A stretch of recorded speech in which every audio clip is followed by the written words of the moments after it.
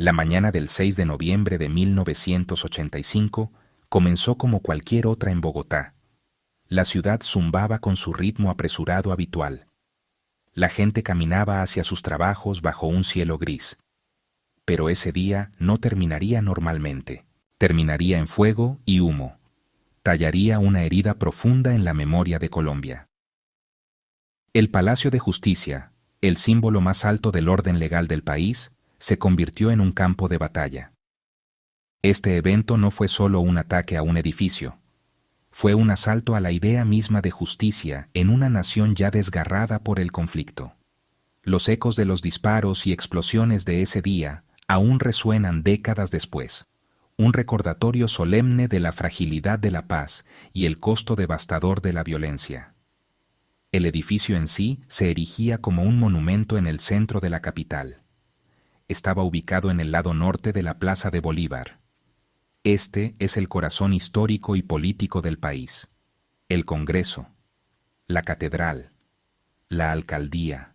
Para entender la toma del Palacio de Justicia, primero hay que comprender el ambiente turbulento de Colombia a mediados de los 1980. El país estaba en un torbellino de conflictos múltiples y superpuestos. Una larga y brutal lucha armada enfrentaba al Estado contra varios grupos guerrilleros de izquierda. El Movimiento 19 de Abril, o M-19, era uno de los más prominentes. A diferencia de los grupos rurales, el M-19 era conocido por sus operaciones audaces, simbólicas y altamente urbanas. Robaron la espada de Simón Bolívar. Tomaron la embajada de la República Dominicana. Se veían a sí mismos como revolucionarios populistas contra un establecimiento corrupto y excluyente. Al mismo tiempo, una fuerza nueva y poderosa destruía el tejido de la nación, los carteles de la droga. Pablo Escobar, el cartel de Medellín. Estaban librando una guerra sangrienta contra el Estado. Su objetivo principal era el tratado de extradición con Estados Unidos. Buscaban intimidar, corromper, eliminar a cualquiera en su camino. El Poder Judicial, especialmente la Corte Suprema, estaba en la primera línea. Los magistrados debían pronunciarse sobre la constitucionalidad del tratado de extradición. Esto los convertía en blancos de amenazas y asesinatos. El gobierno del presidente Belisario Betancur intentaba navegar por este paisaje traicionero. Inició un proceso de paz y en 1984 firmó una tregua con el M-19, frágil, llena de esperanza pero también de profunda desconfianza. Poco antes del mediodía del miércoles, 6 de noviembre, la rutina del Palacio de Justicia se hizo pedazos. Un convoy de guerrilleros del M-19, alrededor de 35 hombres y mujeres, comandados por Luis Otero Cifuentes y Andrés Almarales, lanzaron su asalto. Llegaron en vehículos, irrumpiendo en el estacionamiento subterráneo y asaltando la entrada principal. Estaban fuertemente armados, llevaban rifles, granadas y explosivos. Los momentos iniciales fueron caóticos y violentos. La pequeña fuerza de seguridad fue rápidamente abrumada. Los disparos resonaron por los pasillos de mármol. Mientras los comandos tomaban sistemáticamente el edificio de 4 pisos, los guerrilleros se movieron con precisión. Conocían la distribución del edificio. Avanzaron rápidamente a los pisos superiores, donde se encontraban las oficinas de la Corte Suprema y del Consejo de Estado. Su objetivo principal era asegurar rehenes de alto perfil.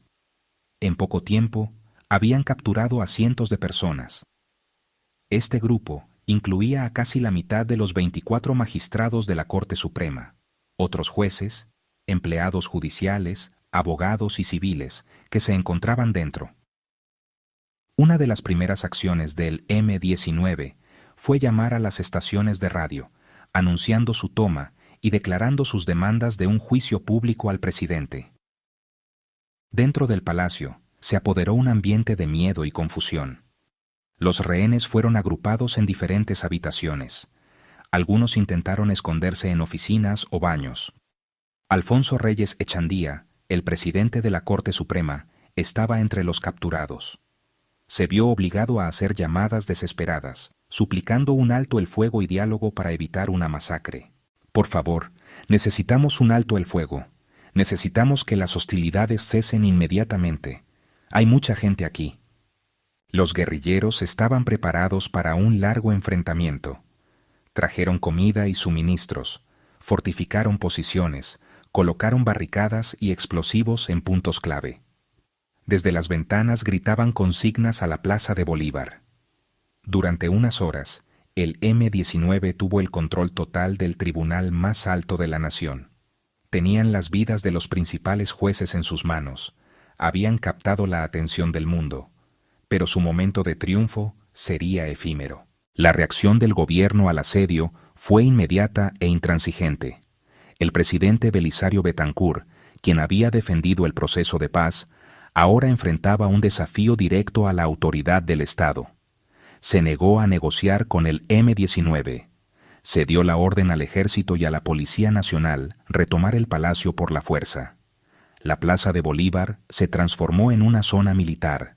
Tanques, vehículos blindados y cientos de soldados rodearon el edificio. El escenario estaba preparado para una brutal confrontación. La operación militar comenzó la tarde del 6. Un EE-9 Cascabel embistió las enormes puertas de la entrada principal. Soldados irrumpieron en la planta baja. Un feroz tiroteo estalló dentro del palacio.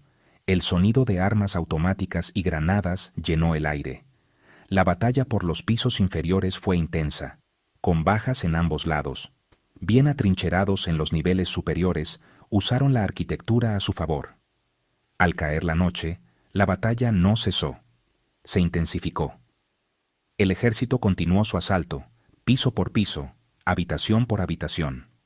La estrategia fue de fuerza pura, con poca consideración aparente por la seguridad de los rehenes. Durante toda la noche y hasta el día siguiente, las fuerzas utilizaron armamento pesado. Los tanques dispararon contra la fachada. Se usaron explosivos para abrir brechas en muros. Un incendio, de origen amargamente disputado, estalló en los pisos tercero y cuarto, consumiendo archivos y bibliotecas jurídicas, cerca de áreas con rehenes. Comandos fueron llevados al techo para un asalto final. El edificio era un infierno. El humo era visible desde kilómetros. Al mediodía del 7, tras 28 horas, el ejército recuperó el control. El resultado final del asedio fue una catástrofe humana. La batalla dejó un saldo devastador de muertos y heridos.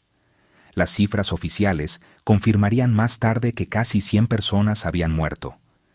Este número incluía a 11 de los 24 magistrados de la Corte Suprema, entre ellos su presidente, Alfonso Reyes Echandía. Numerosos otros jueces, empleados judiciales y visitantes civiles también perdieron la vida. El M-19 perdió a casi todos sus comandos participantes, incluidos sus principales líderes. El ejército y la policía también sufrieron bajas, 11 soldados y oficiales muertos. El palacio se convirtió en una tumba. Las llamas fueron tan intensas que muchos cuerpos quedaron irreconocibles, complicando la identificación durante años. El horror no se limitó a los muertos. Decenas de personas resultaron heridas. Quizás el legado más trágico y duradero es el problema de los desaparecidos. En el caos de la retoma, algunos fueron vistos saliendo con vida bajo custodia militar. Sin embargo, desaparecieron. Durante décadas, sus familias han buscado la verdad. ¿Fueron ejecutados? ¿Fueron identificados erróneamente y enterrados en fosas comunes? La presión judicial e internacional llevó al Estado a reconocer responsabilidad. Algunas identificaciones trajeron cierre doloroso. Para otras familias, la incertidumbre continúa. Sillas vacías que no se llenan. A raíz del asedio, Colombia se sumergió en crisis y profunda introspección. Las ruinas humeantes simbolizaron un Estado que no protegió a su poder judicial. Se cuestionó la negativa a negociar y el asalto total. El debate dividió al país. Defensa del Estado de Derecho para unos, masacre patrocinada por el Estado para otros. El incidente destrozó el frágil proceso de paz, endureció posiciones y alimentó la escalada del conflicto. El incendio destruyó innumerables documentos, incluidas pruebas cruciales de extradición. surgieron teorías sobre la participación del Cartel de Medellín y Pablo Escobar, que el M-19 negó. Años de investigaciones con pocos avances, especialmente sobre acciones militares y desaparecidos. Comisiones y fallos nacionales e internacionales establecieron graves violaciones de derechos humanos, tortura y desaparición forzada bajo custodia. Algunos oficiales de alto rango fueron investigados y condenados. La búsqueda de justicia evidenció la resiliencia de familias y organizaciones de derechos humanos. Hoy, un nuevo Palacio de Justicia se levanta en el mismo lugar de la Plaza de Bolívar. Es una estructura moderna e imponente, diseñada para proyectar fuerza y permanencia. Sin embargo, está construida sobre memoria trágica. Los hechos del 6 y 7 de noviembre de 1985 permanecen como una herida abierta en el alma de Colombia. El asedio enseña las consecuencias de abandonar el diálogo y de defender instituciones a expensas de la vida. La línea entre orden y caos, protector y agresor, puede desdibujarse en la niebla de la guerra. Recordar es un imperativo moral. Honrar a magistrados, empleados y visitantes. Acompañar a las familias de desaparecidos que esperan respuestas y un entierro digno. Subraya la importancia de un poder judicial independiente y el peligro de resolver conflictos con fuerza bruta, especialmente en espacios civiles. La memoria del fuego debe ser cortafuegos contra nuevos excesos, no reducirlo a un choque de bandos, sino entenderlo como tragedia humana. Recordar no es incitar al odio, es limpiar para sanar, que nunca más sea promesa fundamental para una paz duradera. Esperamos que hayas disfrutado esta historia. No olvides suscribirte, dejar tu like y activar la campanita para no perderte ninguna historia. Y de nuestras actualizaciones, hasta la próxima.